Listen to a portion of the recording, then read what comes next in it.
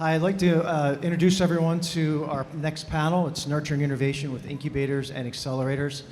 My name is Lou Casa. I'm the Chief Executive Officer of our three related nonprofits. I'll talk a little bit about that in a second, and the President of the Pennsylvania Biotechnology Center. Today's panel is really about services and support. We're not going to be talking about money. We're not going to be talking about real estate. I think the panel before us did a really great job on that. This is really what goes on in between the walls of our incubators and accelerators. And we have a great panel here. These are some of the best in the business, and we're lucky to have them in our ecosystem in the greater Philadelphia area. To save some time, previous to the other panel, the bios are listed in the program book.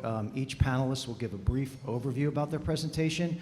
And I'm going to start first with a little bit about the Pennsylvania Biotechnology Center and, of course, our new incubator, B Labs. We do have three nonprofits. It's a little unique. The Hepatitis B Foundation, which is a public policy advocacy, very small but impactful nonprofit. Our second nonprofit is the Blumberg Institute, which is a research institute of about 70 to 80 employees, mostly scientists. And this is what I think makes our incubator unique. Our research institute manages the Pennsylvania Biotechnology Center. So we are in the community. We don't use, for the real estate people here, the T word, tenant. It's really, focusing on services. Our model, briefly, is about an ecosystem. It's all about the science. Company selection in this business is very important. You want to look at the science, the CEO, the experience of the CSO. Where's the funding coming from? Where's the IP from? Once we do go through the company selection, it's really about trying to find co-collaboration. We do have companies, when they give an application, actually I will send that out to other CEOs in our ecosystem to see what they feel about the company. And then it's all about turnkey services. We try to provide everything possible so the scientists can focus on the science. We were very fortunate over the last year to partner with Brandywine Realty Trust to open up a beautiful incubator in the Sierra Center right next to the 30th Street Station. It's 50,000 square feet. It has 15 companies. A little bit different from the demographics in Doylestown, which has 50 companies and mostly small molecule drug translational research. B Labs obviously is heavy on the cell and gene therapy. And an interesting statistic, about 45% of the companies at B Labs are from outside the greater Philadelphia area. We'll talk a little bit more about that in a few minutes. So with that in mind, that's a little bit about my background in the Pennsylvania Biotechnology Center and B Labs. What I'd like is maybe we could start on my far left with each panelist. Just give a brief overview of yourself and your organization. Sure. My name is Katie Ruther. I'm the executive director for Penn Health Tech, which is housed in the University of Pennsylvania. We are a university-wide initiative with the overall mission to empower Penn innovators that are developing new health technologies and medical devices. And we really focus our efforts in three main areas. The first and largest pillar is around innovation, so supporting the discovery, development, and commercialization of some of these health technologies and medical devices. The second thing is really connection, resource connection, and community connection, helping our innovators navigate the Penn ecosystem, but also the Philadelphia and medical device ecosystem across the U.S. And then lastly, the third pillar is around education and really empowering the next generation of innovators. And since we started about 5 years ago, we've provided about $2 million in funding towards about 60 different technologies, and those technologies have since received over $50 million in follow-on funding. That could be through research grants back to the university to continue the development of these technologies. But about half of that is small business grants as well as professional investment. We just had that panel on raising capital and how important it is to really advance these technologies through de-risking certain technical and commercial milestones, and capital is a really critical aspect of that. And of the 60, about a third of those have formed companies, and a little bit different than some of the other panelists. A lot of what we see is some of the early ideas, and we help these ideas really get off the ground, so to speak, often pre-company, and then hopefully launching into partnerships and programs across Philadelphia, like some of the panelists here. So that's a little bit of an overview of our organization, and looking forward to sharing a little bit more. Hi, Tracy Brala from the University City Science Center. I'm the Senior Vice President of Strategy and Partnerships, and really excited to see this wonderful group that's here today, and certainly my colleagues on the panel are really tremendous assets to the region. The Science Center is a nearly 60-year-old nonprofit, so we are owned by 31 different university and research institution shareholders. So again, very tri-state focused. The last panel was talking about, Philadelphia-centric as well as the region. So we are very focused on Delaware, South Jersey, and Pennsylvania. The Science Center's mission is to advance healthcare innovation, uplift communities, and improve lives. And we really do that through 4 strategic pillars. The first pillar was alluded to in the last panel, which is really our Cultivate pillar. It's really making sure from a middle and high school STEM education program that Philadelphia students are being what they can, or seeing what they normally can't see. And so bringing them a hands-on, out-of-classroom experience, 200 students a year we typically support. We have a workforce development program. We just graduated our 6th cohort. That workforce development program is actually mostly for West Philadelphia residents. We've had lots of conversations, or you've heard lots of reference to University City and all of the great growth that's happening, but how do we make sure that our neighbors in West Philadelphia actually are benefiting from the growth that's happening, even if they don't have a PhD or an advanced degree? So if someone has a high school education, there are still plenty of jobs within the life sciences ecosystem, and how do we make sure we get they get access to those? Second pillar is around convening. Every Thursday from 4 to 7 p.m., we bring together the innovation ecosystem. We've been doing that through a program called Venture Cafe Philadelphia. It's part of a national program, so there are others of these venture cafes around the world. It really is the opportunity to bring together diverse groups of people. An example of that is this Thursday. We actually have 7 companies who are visiting the U.S. this week through our Global Soft Landing program that are from Israel. And so we are having an Israeli innovation night. But coupled with that, kind of one of the unique things about Venture Cafe is, while there's going to be these amazing digital health and medtech companies that are actually going to be there, we're actually hosting another event at the same time, which is Google's Back in Black Town Hall. And so really thinking about how our multiple communities, multiple stakeholders from across the ecosystem can intersect with each other.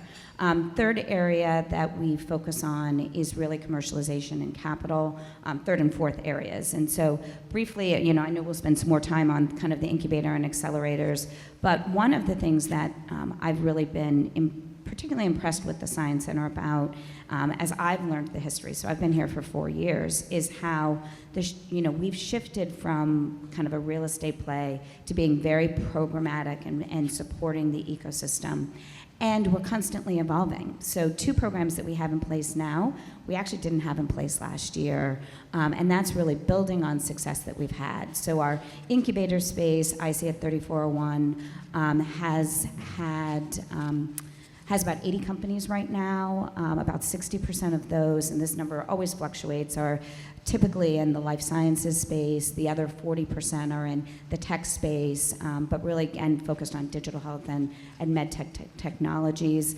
From an overall success standpoint, since 2016, all of our incubator and accelerator programs have supported about 200 companies, and those 200 companies have raised over $1 billion in funding.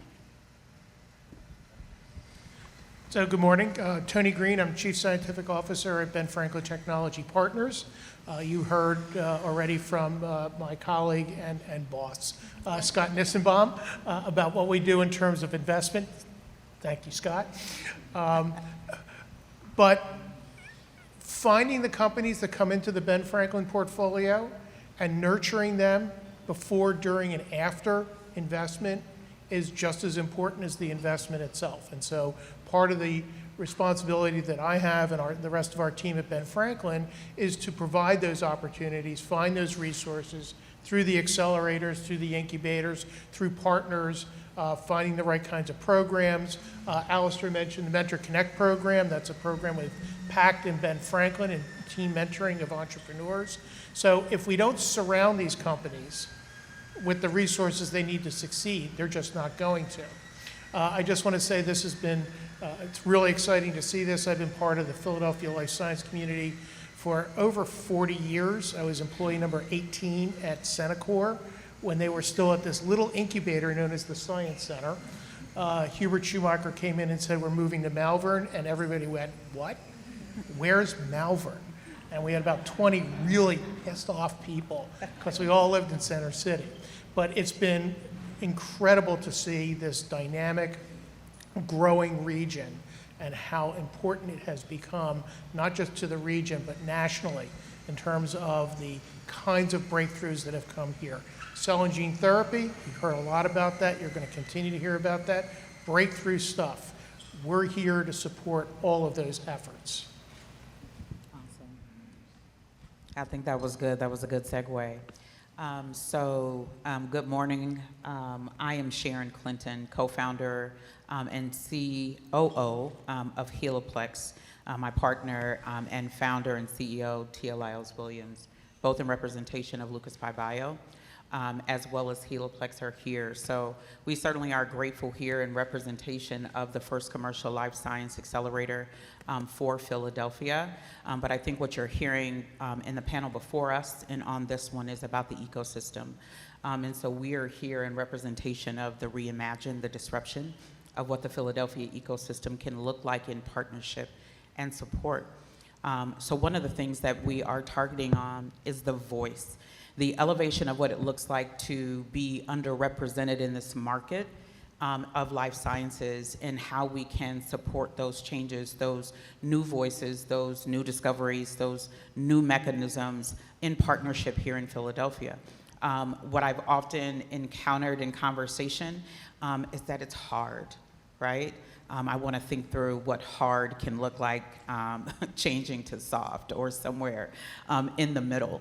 And I think when you encounter folks like me, a part of what is missing is the human capital aspect of what this looks like in leadership. How do people actually show up to conversations like this?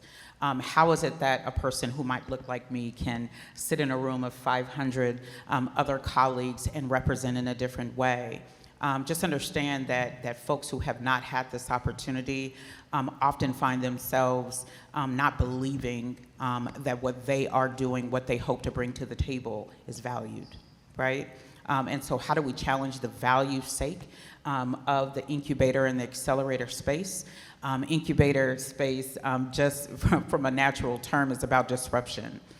So the hope for us here in the Philadelphia market with partners on this stage and out here in the audience is to do just that, disrupt, right? What do we look at innovation in what it can be, what it was in the learnings, but how do we propel it forward in a way that you heard earlier in the day about the invitation to the Philadelphia space, right? This is what we hope to do in a different way, to open the door, to create seats at the table, not necessarily new tables or just in a funding aspect of it, but how do we teach real revenue? How do we teach the building and the growth of real business and partnership? And how do we challenge what those institutional partnerships look like here in Philadelphia so that we can do good work in a different way? So thank you. Hi, I'm Melina Blees. I'm the site director for Biolabs in Philadelphia. I do apologize for the dental work happening outside. We are a national company that started in 2009 out of Cambridge. We are now all over the country in all the biotech hubs, and soon to be all over the world. We're opening in Heidelberg, Germany, and Paris this year.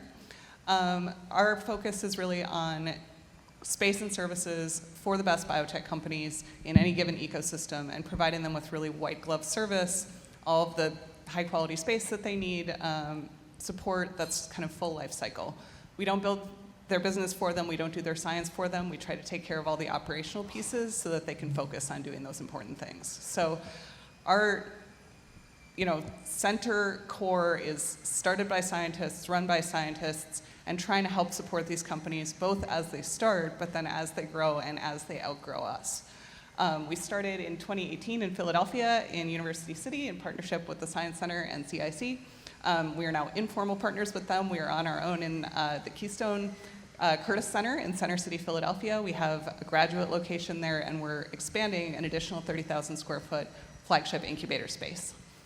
So our interest in Philadelphia is how can we keep the ecosystem collaborative and friendly as it's been? How do we make it inclusive? How do we keep people in Philly instead of leaving Philadelphia for Boston or San Francisco? How can we keep this atmosphere that we have, this highly collaborative, friendly, everybody gets on the phone together and talks through their problems kind of atmosphere, because bless Boston and Cambridge, but it's a different atmosphere. Let's keep the Philadelphia alive. Thank you. Again, we have some great panelists up here. A lot of talk about cell and gene therapy today. Obviously, that's a driving force in our ecosystem here in the region. But from an incubator perspective, looking at the other strengths of our region, what can we do to leverage to get talent companies here to Philadelphia? Who wants to take that one?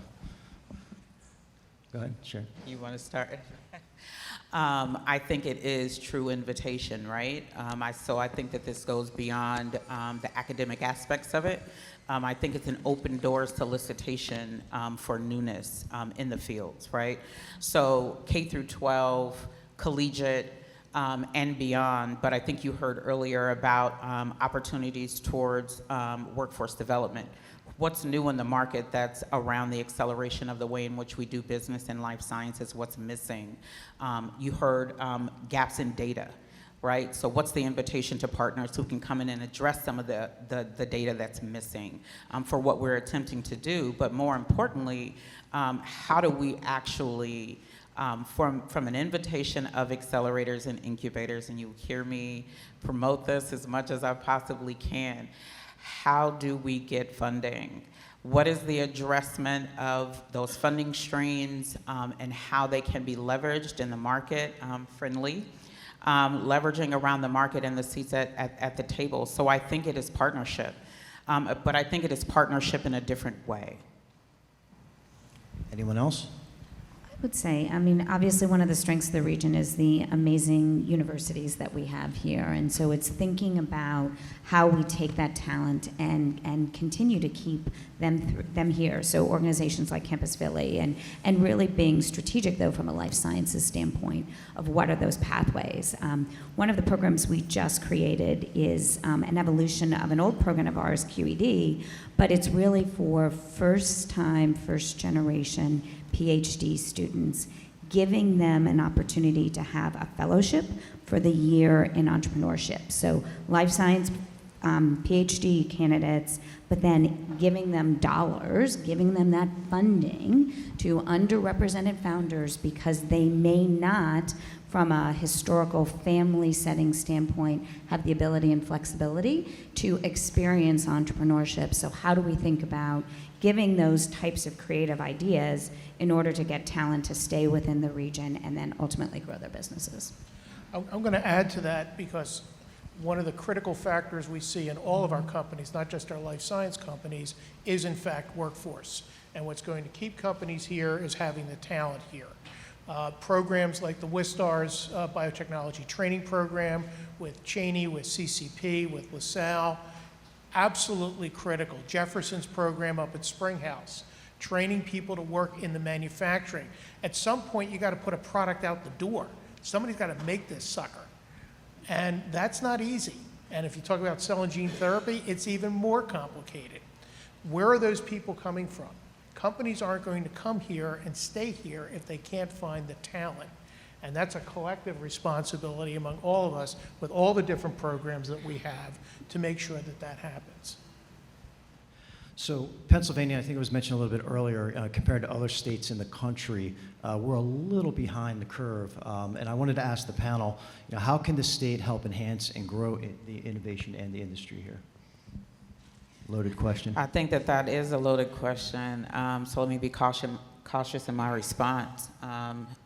Again, I think it's creating the pathways, right? So it's having conversations about how we can create ecosystem around going after the funding, right? So if they are aware of the funding stream that is approaching, then it should be an open table aspect of invitation. So not just our longstanding players, but some of the current startups, the current newer voices that might be here to come into the room to be able to try to go after these funds in a different way. Again, the goal is revenue streams. Again, the goal is building life sciences in a different way, so that means we need to do different things. And the government has, I might say responsibility, but I think a unique opportunity since COVID to do this in a different way. Do any of you, regarding when companies come and other states have incentives or recruitment opportunities, has that been an issue for anybody here on the panel? Melinda? I've heard a lot of folks talk about it. I've never seen it be the deciding factor. I know that's not like the popular thing to say in biotech. We've been arguing for tax breaks for the biotech industry for a long time, but people want to be in Philly because the talent's here, because the resources are here, because the ecosystem is here. And, they really want to be in Philly, or they want to be in the region, but they don't want to be far away just because there's tax breaks somewhere else, which is exciting to see. There is an absolute increase in the number of companies from outside the region. A lot of them are going into the burbs. They're going to Springhouse, Discovery Labs, PA Biotech Center. These are opportunities for the right reasons, and sometimes not always the right reasons. This is not a forum for tax policy debate. That requires alcohol. But the fact remains is that we are an attraction here, and because there is space and there are resources, we need to capitalize on that. The Science Center's new program with Israel, really important. The regions are trying to pull this off for I don't even know how long.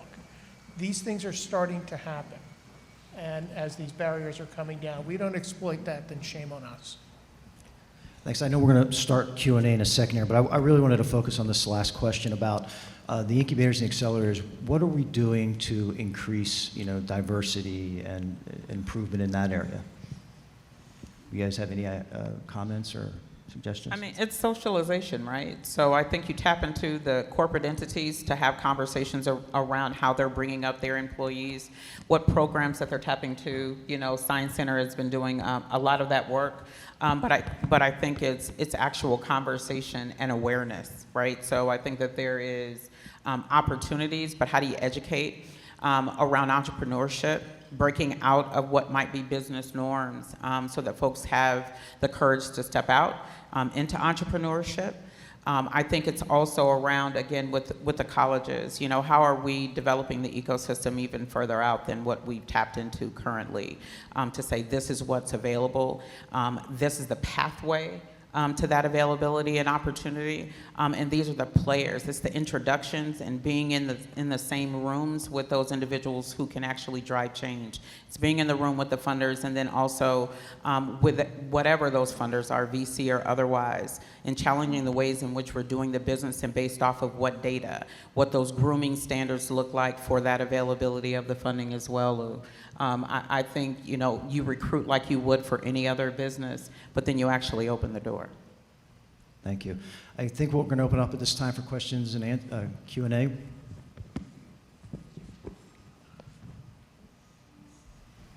Yes, I'm Vlad Walko. I am currently spinning a company out of CHOP. It's brand new, called Tile Health, so another CHOP baby. But my question is this. When Lou and I co-founded the Hatch Bio Fund as a companion fund to the incubator, one of the things that we saw very quickly is how having money is the magic pixie dust that starts to attract a lot of companies to an incubator and to a town. And my concern for a long time has been the lack of these VCs from Silicon Valley, from Boston, actually planting a flag here in Philadelphia, and without a presence there, offices, feet on the ground, showing up at meetings like this, it's just not going to happen.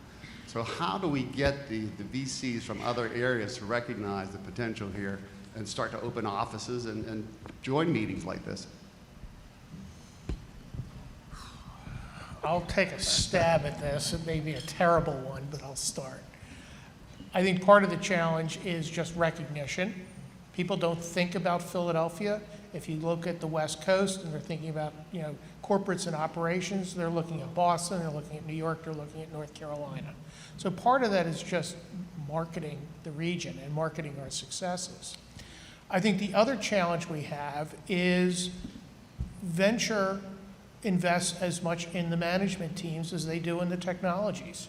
And we absolutely need a whole new generation of entrepreneurs and management teams. It's one of the reasons Dee Miller and I started the Mentor Connect program, is to build that next generation of management teams that are investable.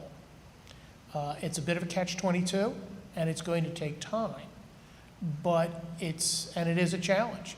And I don't know that that's a nice way of dancing around the question, which is that I'm not really sure how we do that, except to keep doing what we're doing and do it better. Yeah, I think the more breakthroughs we have, like the Sparks, and and we keep multiplying that, they're definitely here, the VC. I mean, we know that. It's just, as Vlad said, planting that flag, and it's going to happen. It's just, yeah, I like your approach. We just have to keep grinding away. Does anyone else, any other?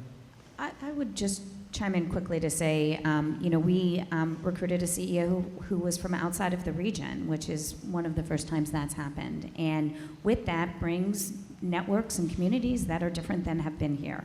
And so it gives us an opportunity, certainly as we're looking at capital, fourth pillar I alluded to is, kind of that early stage capital gap is real and exists, but it also gives us a network outside of the region. So how do we think about leveraging those types of opportunities? I just want to add one more comment that I did think about. One of the other challenges we have here that is resident in the other regions is the role of the corporates here.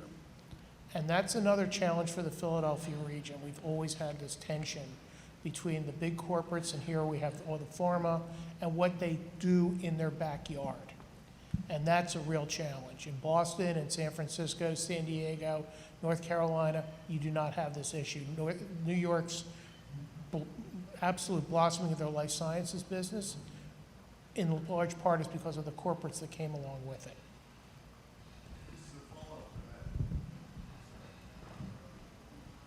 I think that's a terrific point. I was just wondering if I could ask anybody from a large pharma company who's here today, from the Mercks and from GSK, would you raise your hand? Indeed. Point made. Goes to your point, Tony. Thank you. Anybody else? Anyone else? I think you got one right in the front. Thank you. Tia Lyles Williams, founder and CEO of Lucas Power Bio. My question is for Sharon. Can you share a little bit about what Heliplex is, what you're building, and what is the potential appeal to life science startup founders, particularly members from marginalized communities? Yeah, indeed. So Heliplex and specificity is the driver of innovation, right? The appeal for Heliplex is for us from a technical space by us and with us. The breakthroughs from a corporate responsibility perspective to create community around this work is the draw to Heliplex. How are we sharing with those who are choosing to step into our accelerator program, the nuances of building business? How are we challenging them to both learn the business of their revenue streams, but also, again, going back to my earlier point, around being able to show up in rooms like this and actually stand on their product line and develop in a new way around that innovation. Heliplex also is going to be stepping into, as a bridge into the workforce development space.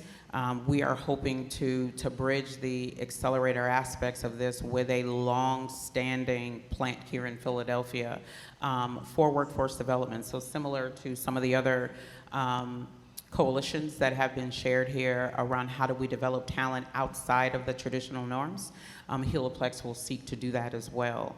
I think the additional draw to Heliplex, as it were, is to bring in, again, these new voices and innovation, these new taps on the ways in which we do business, this new idea of how we do commercial life sciences, and then how do we bridge the gaps with partners like this across the stage and also out in your audiences to help share the work open the doors and so that they can step into some of these larger corporations in whatever way that might look later on. So Heliplex is, from a technical standpoint, reimagining the way in which we do commercial life sciences, and the draw is us in the way in which we will teach it. The draw is us in the way in which we will partner. The draw is us in the way in which we will do business differently here in Philadelphia, hopefully with the support of those in this room and on the stage. Thank you.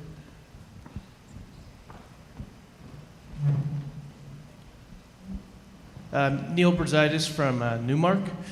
In Philadelphia, all the incubators seem to be doing pretty well, including B Labs, Biolab, CIC. Given where our market is going, how much more incubator space do you really see as compared to the other markets such as San Fran, Boston, RTP? I think it's a great question. Space has always been at a premium in Philadelphia. For the first time now, we're starting to see a little bit of room in, I think, all of the incubators at this point, although I believe B-Labs is totally full. But that's actually a really good thing for Philly, that we're finally, the real estate market is catching up. I don't think it's going to last. Pennovation also, don't want to leave them out. They're doing wonderful work. And I have opened up some graduate space. So I think there is a little bit of breathing room in Philly, which is great because it means we can start to welcome in some of those companies from outside Philadelphia. But I would be very surprised if in a year or two from now we're not seeing, again, a crunch where everyone kind of has their elbows out and all of the sort of short-term lease space is full. So I'm a big believer in that. Lou, I don't know. Yeah, I agree. I think that we still need more space. There's more going up. You're going to hear from 3.0 University Place this afternoon. There's new space going up down at the Navy Yard. I also think this is a reflection of the institutions increasing and improving the ways they commercialize their technologies. The tech transfer offices, the licensing offices have taken huge leaps in understanding what it takes to spin out a company. And they need a place to go. They can't always hang out in the professor's lab. At some point, they got to get kicked out. And so as long as that momentum is continuing, there's always going to be a need for space. Yeah, I think really quickly, I just want to make a quick point too. You know, as Heliplex is developing and creating space here in Southwest Philly, that's due to stand up hopefully around 2024. I think that having those conversations around what real estate is, how we could do it differently, and what those co-working spaces and incubator spaces can look like outside of big pharma, in the way in which we're doing this differently. I think it's also the conversation, might be a conversation for us with Ben Franklin after I get off this stage. But I think that's the thing that you do. We will run out of real estate, but I also think, going back to your earlier question, Lou, around what can government do differently, there's a lot of land in Philly that's not being used. So is there opportunity around the gifting of land and specificity to life sciences, even for an entrepreneur space such as ours? How can we do this differently instead of going after the building of land that has to be funded? 100 million, 200 million, 300 million. Free 99 works for everyone if they're really dedicated to building out this space of life sciences in Philly. I thought we weren't going to talk real estate, but okay. I mean, We are going to have millions of square feet of lab space, though, within the next 2 to 3 years. And I think, you know, from the pandemic, we're seeing a lot of developers turn the office space into lab space, and I think that's great. It's going to help our industry. The only concern I have, and I think that's why this panel is important, and people who are going to be opening up lab space, I think we have a panel coming up in the afternoon, it's these services. It's what we're all talking about on the stage that's really going to be the difference. If you're not supporting these companies in the labs, if you're not, you know, providing this type of nurturing, putting the company first, maybe focusing on their success, there's going to be some empty lab space. So I think it's vital for our industry. Yeah, I think really trying to make sure that these companies aren't having to reinvent the wheel is a huge part of it, right? As Philadelphia, as the ecosystem, how can we help these companies hit the ground running? How can we help them grow? How can we provide connections and consulting and support to them so that they're not making the same mistakes all across the ecosystem? Yeah, and when we think from the university standpoint, it's not only the innovations that we're supporting and developing, it's also the innovators. And we often talk about in innovation, like kill bad ideas quickly, fail early, fail fast, and really like helping them think about this concept of the three-legged stool. What problem are you solving? Do you have a technology that can address that? But also the business opportunity, and helping them either cultivate that innovation or move on to their next thing and really advance some of those others in the pipeline, and seeding that pipeline for company formation and further development. At the micro level, Philadelphia is and has always been phenomenal at kind of those connections and collaborations. The picking up the phone, it is a hallmark of the city, the ability to pick up the phone and get to who you need one conversation away. How do we do that at the macro level from a collaboration standpoint? How do we know that we don't get our elbows up, and how do we say where are the gaps? Who are those resources within the ecosystem to fill those gaps? How are those handoffs being made? How do we do that in a more structured and thoughtful way? I think is going to be really critical as more space comes online, and then we're pushing collectively for even more space to come online, so that there are those logical and nice handoffs that continue to happen. Yeah, the pipeline is going to change, right? So the market is growing rapidly and should, right? So as the pipeline shifts, if we're thinking about our pipeline of services for incubator space and acceleration, who are the go-to people in a certain type of pipeline as they shift? What are those connections? What are those gaps that we have in the market and in the repository of information?